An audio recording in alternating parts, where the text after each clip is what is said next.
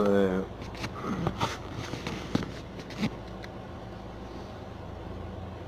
we're going to take what he is saying, and then we're going to take it from where he stops, and then I'm going to jump into where I think you could take it.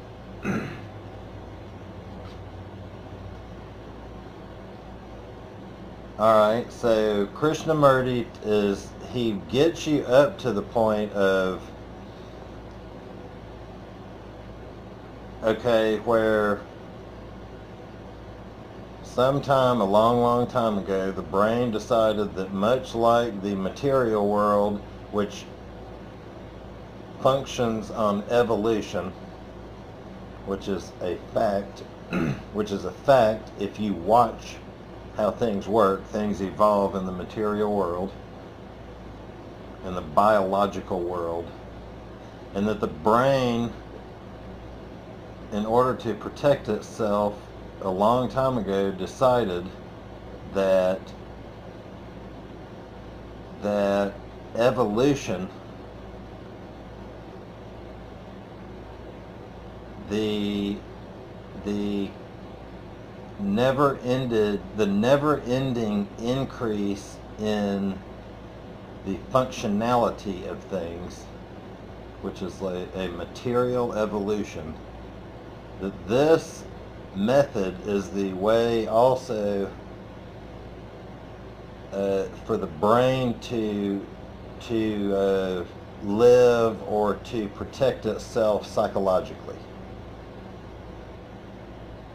So that our brains have been conditioned to live in time, i.e. past, present, and future, which in the material world is factual, which meaning an animal that's growing or a plant that's growing is growing through time, and it takes time for it to grow. It takes time for you to build a house, build a car. Those things take time. They evolve over time. But the mind does not. Because if you look at the evolution of time from the beginning of man till now, and you ask yourself, have we as humans evolved over time psychologically? The answer is no. Why is the answer no? I mean, the answer is no because if you take a poll and you ask people and they answer honestly, do you have sadness and sorrow and unhappiness and fear in your life? They're going to answer yes. They're going to answer yes. The majority of people. One reason they're going to answer yes is because we are killing people all around the world. Every day, everywhere, one person is killing another person. And there is no possibility for this to be happening and for you, the human, not to be having some kind of experience. If you're all connected through your consciousness and through your thinking, consciousness is really not a great word. It's really actually a crappy word. But one man killing another man affects all men.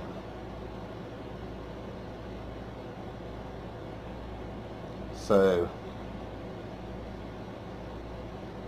and that's a sidebar, that's another conversation. I'm just saying, we're living in a world which we have created, And in that world, we kill each other as practice, as a hobby, as a habit, as sport. We're killing it. We murder each other. We pretend that we don't, but we do. We pretend we don't. Man, okay, we can't be going off over there. That's not where we're going. Okay, where we're going is that Krishnamurti is bringing you up to the fact that psychologically you are trapped in time. That's it. Psychologically, you're trapped in time. You don't even realize it. And not only have you been trapped in time for 43 years, the speaker, but you've been trapped in time for the entire time that men have existed on Earth. Because you all share the common brain, which is connected by thought, which we discussed in the last tape. Okay, but so you're trapped in time and you don't know it, and your life is miserable because you are trapped in a cycle of being miserable, wanting to change, and believing that the change comes later. Later being a factor of time. So the change always comes later.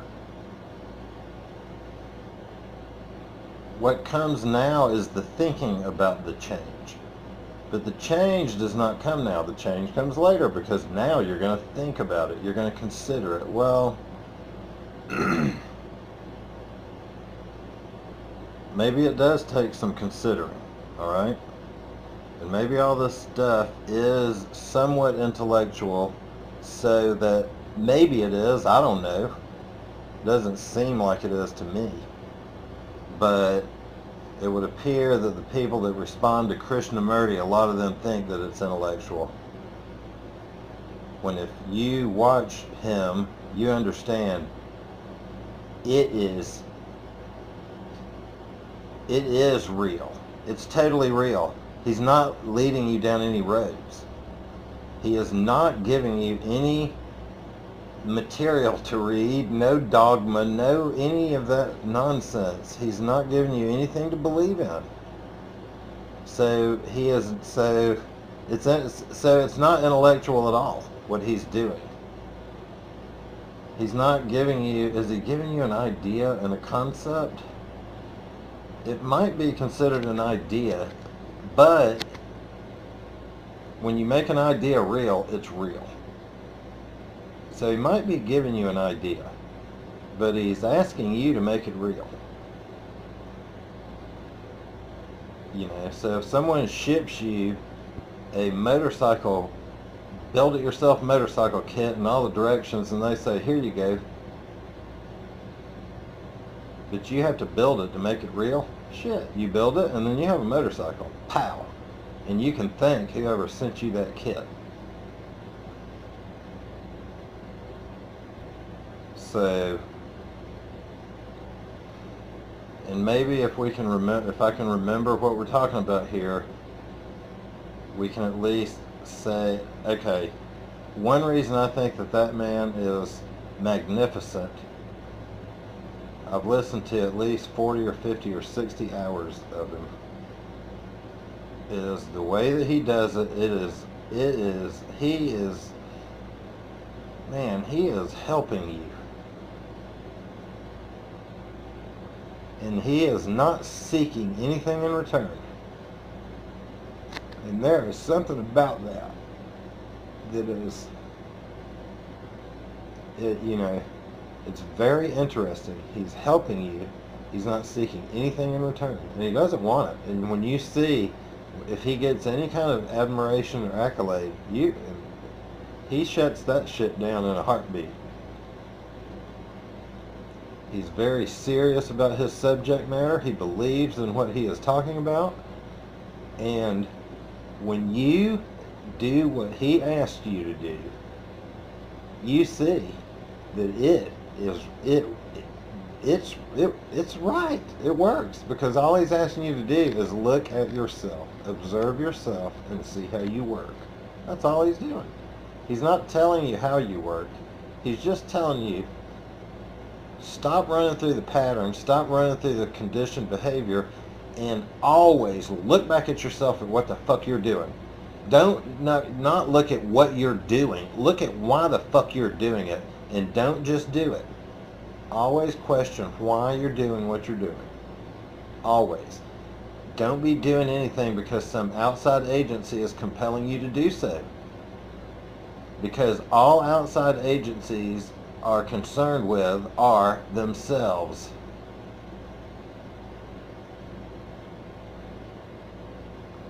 So, and we're not talking about outside agencies such as sunlight and such as oxygen.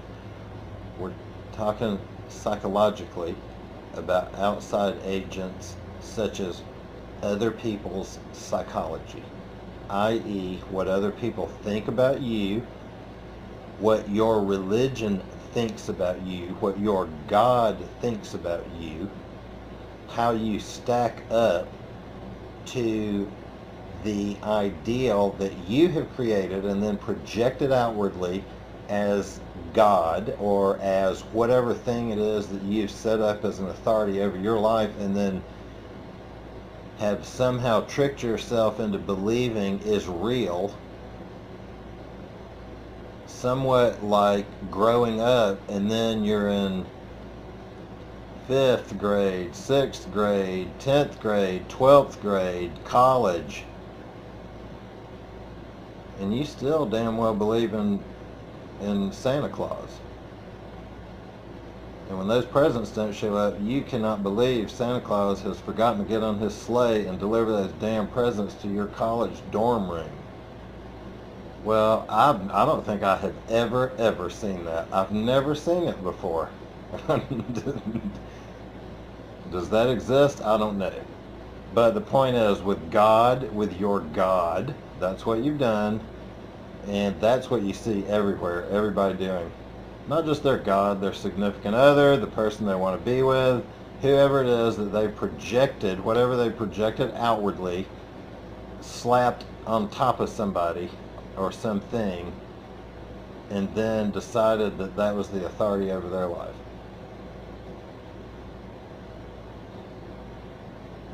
So, alright. I mean, I wasn't really actually meaning to give him accolades. I was meaning to point out how he delivers his message. Number one, his message is, one of his messages is that you yourself, the I, whatever that is, whatever you believe yourself to be, is basically the root of all your problems, because you're so self-centered that you are so worried it's just me, everything that's happening to me. I mean, notice you're not that upset when your neighbor is having the same problem you are. But when it's you, man, it is a big deal. So he supports getting yourself out of the equation. Therefore, he never refers to himself. He refers to himself not as I, but as the speaker, one. He's, and then in his writings, he refers to himself as K. So he takes himself out of the equation. He doesn't want you to ask questions. He will allow it from time to time, and those are very interesting videos. When you see the videos where he allows question and answer, where he is talking to someone or having an interview, it is very interesting to watch that, because when he interviews someone who is a very high up Indian, like Hindu, a very high up religious person, a psychologist, people that are so specialized in what they're doing, and they know everything about everything, and they have studied everything about everything, and they are sitting and talking to a person who has never taken one damn class of any of that. None of it. He doesn't know anything about anything. And yet they will sit and talk to him, and all he's doing is trying to get them to look at themselves, and you will watch them, their ideologies, you will watch it fall apart. I've never seen anything like it. You watch it and they will fall apart. Their ideology will crack, and you see it. It's on YouTube. On YouTube, you can see this. It's amazing. It is amazing. Now, I see all kinds of things on YouTube, but I'll tell you what, I've never seen anything like what I've seen with this guy. With the way he breaks it down. And he's not breaking you down. You've got to watch him. You cannot know what I'm talking about without watching how the guy does it. You can't know. You can't understand it. But when you do what he suggests, when you answer the questions that he asks for yourself, and you really do it, which is what he wants you to do, okay? And this is what's beautiful about his style, is he wants you to answer the question for yourself. He wants you to understand that you have the answer. That the answer is not separate from the question, which means since you have the question, then you also have the answer. The answer is not separate from the questioner. The thought is not separate from the thinker.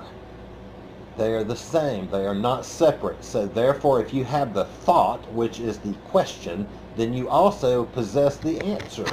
That's what he wants you to understand, and you don't understand it. Here's how he knows you don't understand it. Because you're sitting there in front of him. That's how he knows. You're sitting there in front of him. Why are you sitting there? Because you think that he has the answer. And he knows it. And he's known it for decades. He's known it for decades. He's been doing it and speaking for 60 years. And he knows that you think he has the answer. And one of his main points is, people, I don't have the answer.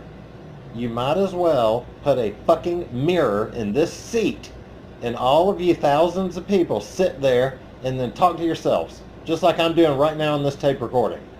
That's what you should do, and that's what I'm doing, and that is what you should do. So when the person asks a question, he says, no, no, no. No, no, no. The speaker does not answer questions because the question does not lie, the answer does not lie outside of the question. Therefore, you possess the answer because you are the one that possesses the question. And by looking to me to answer the question, you are setting me up as an authority over you. And I do not endorse that. So therefore, I will not answer your question because I will not become an authority over your life. And I'm sorry if you're offended by that. I'm sorry if you came here and you thought I would answer your question. You're wrong. I will not, because I am a mirror. So what I ask for you to do, instead of asking a question, is I would like for you to look into the mirror and answer the damn question that the mirror asks you. Because the mirror is you.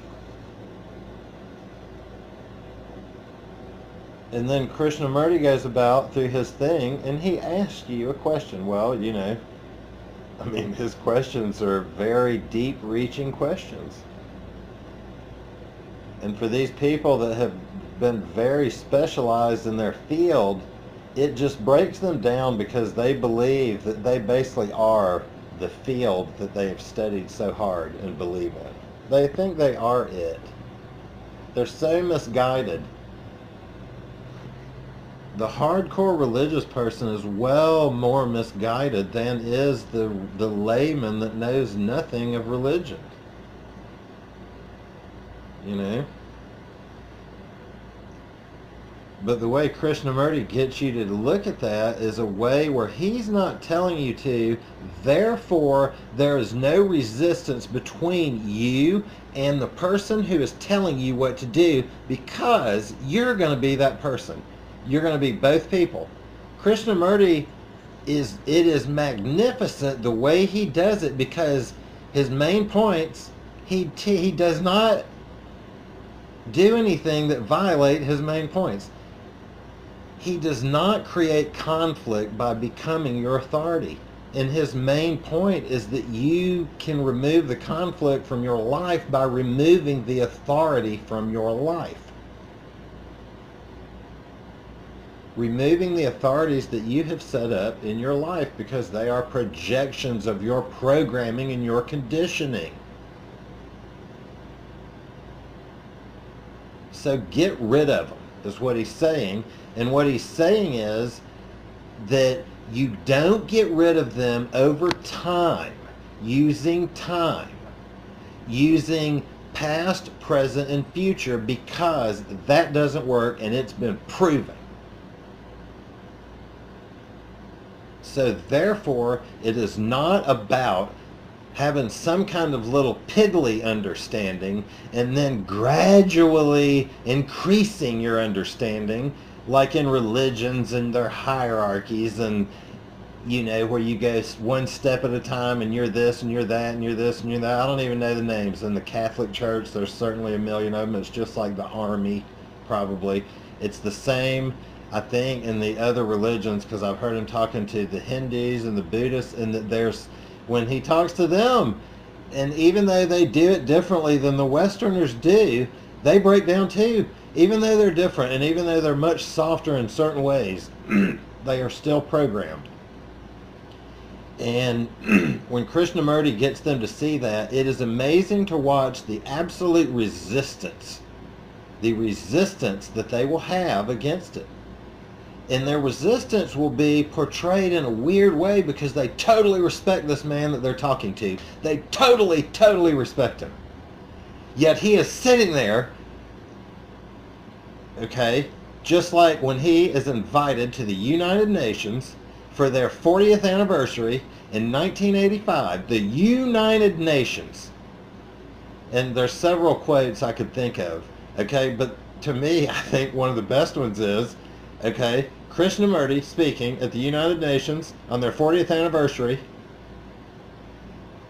quote unquote, the world will never be a peaceful place as long as there are nationalities. Now, how does the United Nations handle the fact that he's saying there will be no peace as long as there are nationalities, period? Why? Because nationalism is a glorified form of tribalism, where we're basically killing each other because we don't think the same way. We either assimilate you or we kill you. And that's what America does. That's what really everybody's doing. And it's not just in life and death, the biological life and death. It's in everything. Psychologically, we crucify each other. Psychologically, my ex-girlfriend and I crucified the fuck out of each other. Okay? And the crucifixion is based in time. It's based in time because it's based in everything that happened in the past and how it all culminated and it's culminated into the now, and it explodes into whatever the hell happens, and then, you know, becomes whatever it becomes. So once again, back to the point that time cannot be useful in the dealing with psychological issues.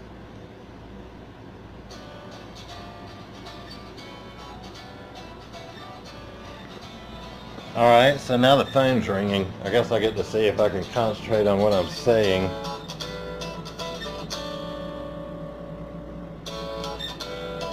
Alright, I guess not. Well, alright. Darn it.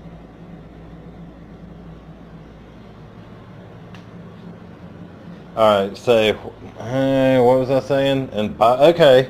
Well, so anyway, that's the point of the whole thing. Is that basically where he stops is, oh, okay, well, hold on, let me finish it out. Okay, so then the point is that you need to remove in order to live without time, then you have to make your brain believe that there is no future.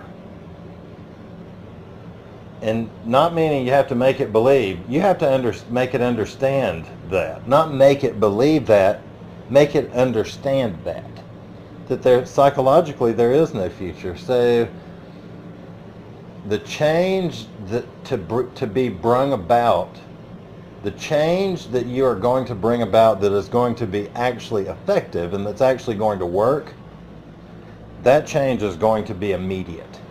It's going to be immediate. And you're not going to be climbing up a spiritual ladder to get there.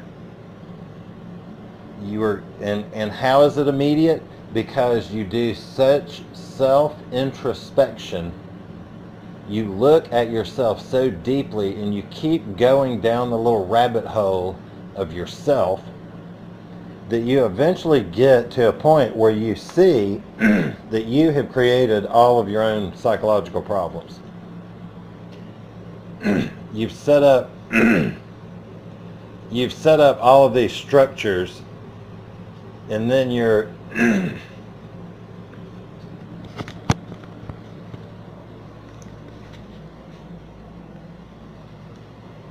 we've already gone through all God dang it!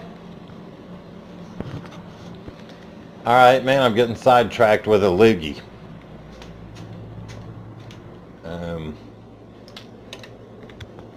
So the point is, so that's the question. The question is, can you convince your brain that, hey, look, this thing where we're living in time, where there's a future, and psychologically things will be better in the future, and psychologically, oh my God, what a nightmare the past was, and all this stuff, and realize that all that stuff is just your thinking.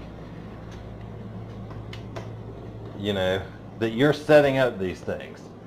The human mind created politics, and then we do nothing but fight. Democrats and Republicans do nothing but fight. However, they're all people, they're all part of the human race, and so therefore they have all created this construct of politics. Then they go about fighting, constantly complaining, saying they're not getting what they want.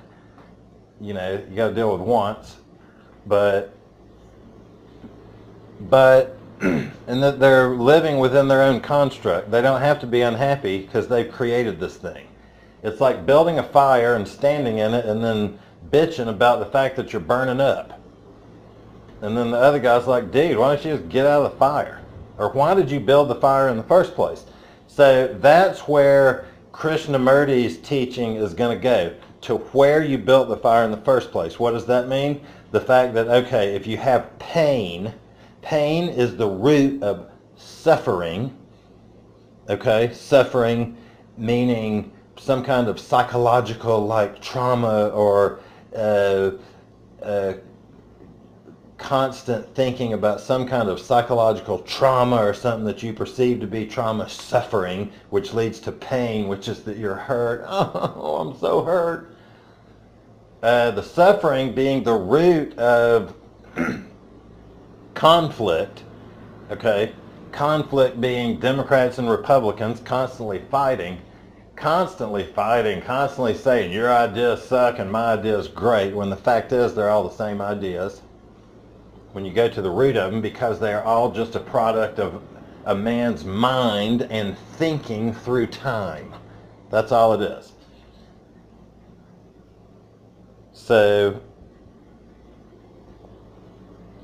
okay, so the conflict, then, so I just said that the conflict is a product of thinking, because the thinking is what has set up all these constructs, which you then have allowed yourself to get into conflict, like religion, where, I mean, dude, people that are religious believe their religion is the only way, and then they stack it up against the other religions, like, God, that's crazy.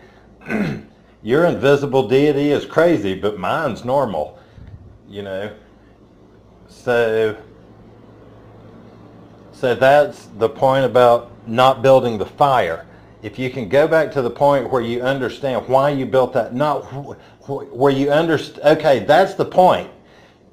Maybe that's where it's stopping. We don't understand why we built the fire, but we can at least do what Krishnamurti says, which is examine the fire, examine the fact that we actually built the fire, and realize that it's not necessary and to no longer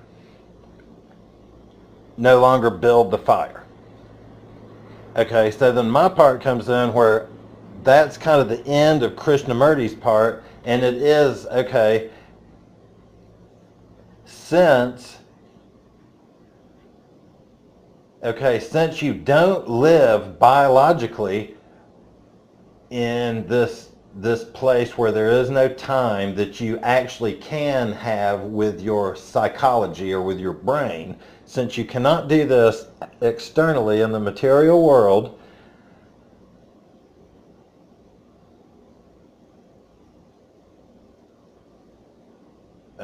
since you can't do that in the material world, yet your body and the material world are totally interconnected with your mind and with your brain, okay, which needs to live in that place, that place without time in order to be at peace and to be total. See, that's what's interesting. That's how you have the security, is you live in a place with no time, and then that way nothing actually matters. Nothing matters. It no longer matters what happened yesterday or what's going to happen tomorrow. So, okay, since those two have to coexist, but biologically in the material world you cannot live that way, then the person that goes through what Krishnamurti is talking about, once they get to a certain point where they actually have seen, okay, I see it and it's happened. It's happened. The pain or the fear has actually dissolved. It's gone because I see the root of it. And so I understand, man, it's not this monster that I thought it was. I can see the root of it. Therefore, I know where it came from and I don't have to go there again. So it not only resolves the pain from the past, it also resolves any future pain because you're not going to step in that thing again, in that trap. See, and that's the beautiful thing. There is no trap. That's the realization. There is no trap. Therefore, you can't step in a trap. You've created the trap with your mind. As a matter of fact, you've created 1,000 of them and laid them out in front of you. And now what you've done by the understanding that you have done that is you realize I've created these traps with my mind. They immediately disappear. All the traps disappear because they're not fucking there in the first place. And that's the whole gist of the Krishnamurti teaching. That's the gist of it. I mean, that's it. Okay, one step further is meaning there is no solution which is based in time. The solution is now. It is having an awareness, a deep awareness. Now, I guess it might take some time to have this awareness because this is a somewhat intellectual thing you're doing, which is how we started this talk. But it's not intellectual because it's actual, because you're looking beyond the ideas and the concepts, beyond your religion, beyond your politics, into the reality of you, who you are, what's going on with you. Not all this bullshit that everybody's telling you and then you're mimicking out to everybody else. That's not that, but you, who you are, not who you are. We're not even talking about that. Those are not even the same subject matter. It is, but, okay, so the point is that there can be a realization that is not based in thinking. It is so deep that it is not based in time. It's so deep and profound that just by its very realization, everything changes. There is a complete change. It's fundamental. And therefore the change is now. The change is fundamental and happens now.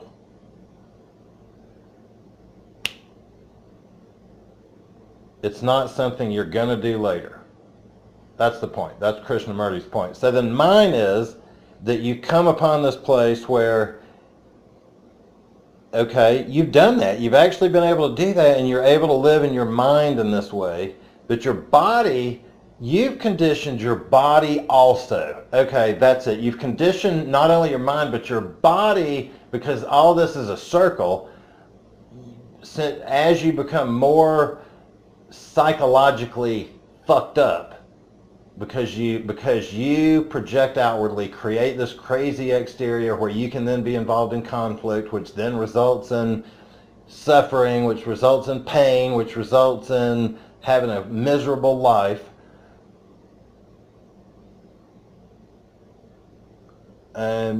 So that's going on, and then while that's going on, you're actually mistreating your body. So you're actually conditioning your body. It's not just about the mind. This is where it is. Okay, Krishnamurti is all about the mind. It's all about the mind because it needs to be. He can't get off his subject because he can't. Because if he gets off his subject one damn iota, you can't get it. You won't get it. And he knows this. He knows it. You won't get it if he jokes with you even for a second, really. You can't, you'll lose it. You won't get it. You gotta stay focused and serious about this shit. Alright, so that's it. So then going into the physical part where you've conditioned your body to be a certain way and it's negative. It's a way that is not supporting you being a healthy person. Holistic would be the word he would use. That's a word I've heard it a billion times, but because I am the way I am, I always think, pfft. And I think most people are paying lip service to all that shit in the first place, so I don't listen to people who are taken very seriously. But when Krishnamurti says it, obviously I take it seriously. So living in a holistic way. But what's interesting, I don't think they spell the word holistic in the way that I'm thinking, which is W-H. I think it's spelled H-O-L. But the way he talks about that word, you would think it was spelled W-H-O-L-I-S-T-I-C. Because it's about being whole.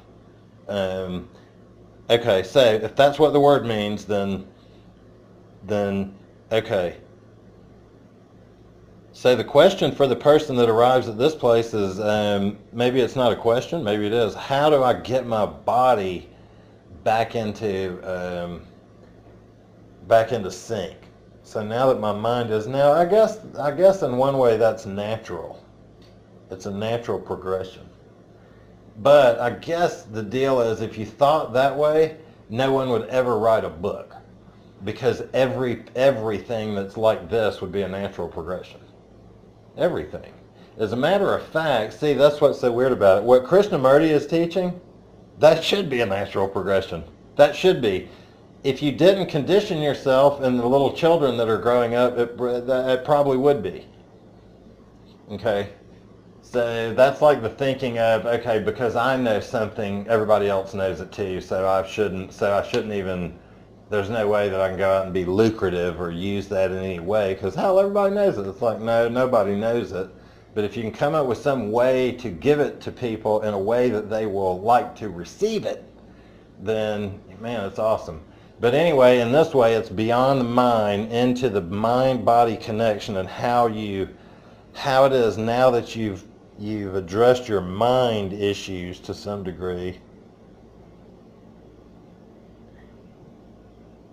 You know, how to live in time and live not in time. How to go between those two. Good Lord, was this a long talk for no real point or no real ending? I probably should have answered that call. Or just swallowed that loogie.